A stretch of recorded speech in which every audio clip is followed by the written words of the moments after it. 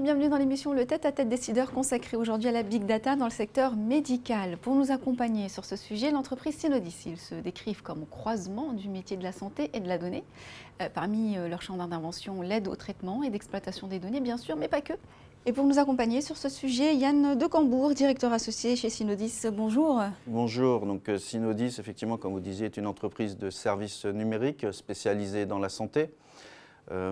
Nous sommes effectivement à la croisée du métier et du système d'information, donc le fondement étant de dire que nous avons la capacité à analyser des process médicaux ou des parcours de santé, des parcours de soins et de descendre jusqu'à la donnée.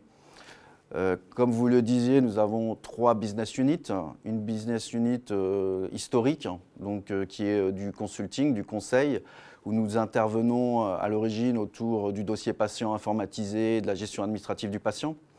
À partir de là, nous avons développé un ensemble de services et d'offres de conseils, d'audit, de choix d'outils, d'offres de déploiement autour des solutions de santé. Et du coup, nous avons développé une deuxième business unit autour de l'interopérabilité.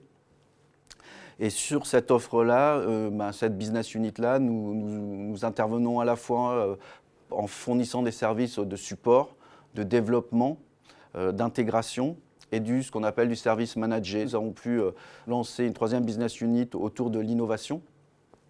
D'abord en gagnant un appel d'offres auprès de Rasanté pour exploiter les comptes rendus médicaux avec des algorithmes de type machine learning.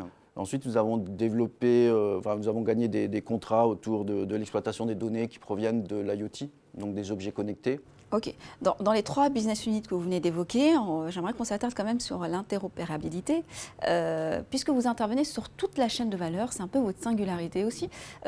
Finalement, quels sont les champs d'intervention pour bien comprendre précisément comment ça fonctionne chez vous? Nous avons donc dû développer des services et avoir des compétences spécifiques par rapport à la capacité soit à faire de l'analyse de données massives pour faire de l'analyse populationnelle par exemple, donc au sein d'un territoire de santé, ou simplement de réintégrer des données qui proviennent d'objets connectés juste dans une application de santé d'une start-up. Voilà. Qu'est-ce qu'on entend par normer les données déjà dans un premier temps et quel usage, quel intérêt pour l'écosystème santé derrière? Alors, normer les données, en fait, le but de normer les données, c'est de permettre de partager les données au sein de l'écosystème. Et pour ça, il y a des instances nationales ou internationales qui définissent et qui permettent à des acteurs, que ce soit des centres de recherche, des hôpitaux, des groupes de cliniques, des laboratoires, de pouvoir échanger et discuter à partir de ces normes-là. Derrière, il y a un travail en amont. Ce travail en amont, c'est quoi? C'est partir de la donnée brute et de la transformer et de l'intégrer dans la norme. Et en gros, la norme permet de faire évoluer le secteur dans le bon sens en termes d'échange de données, de structuration de données.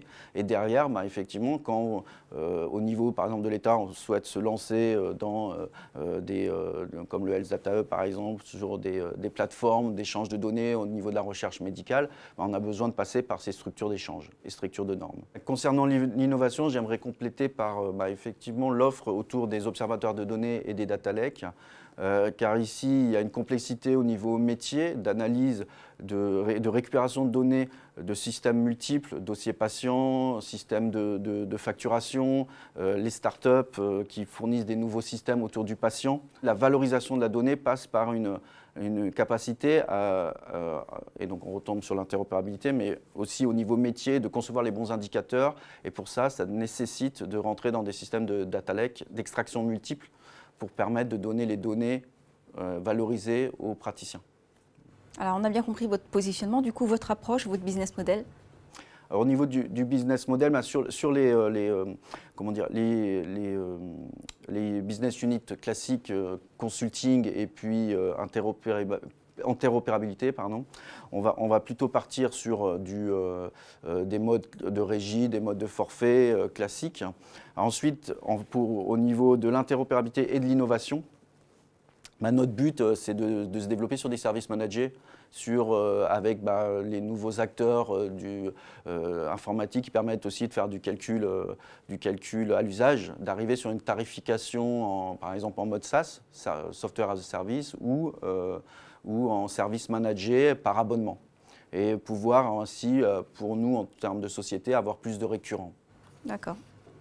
Vos projets et perspectives d'avenir ?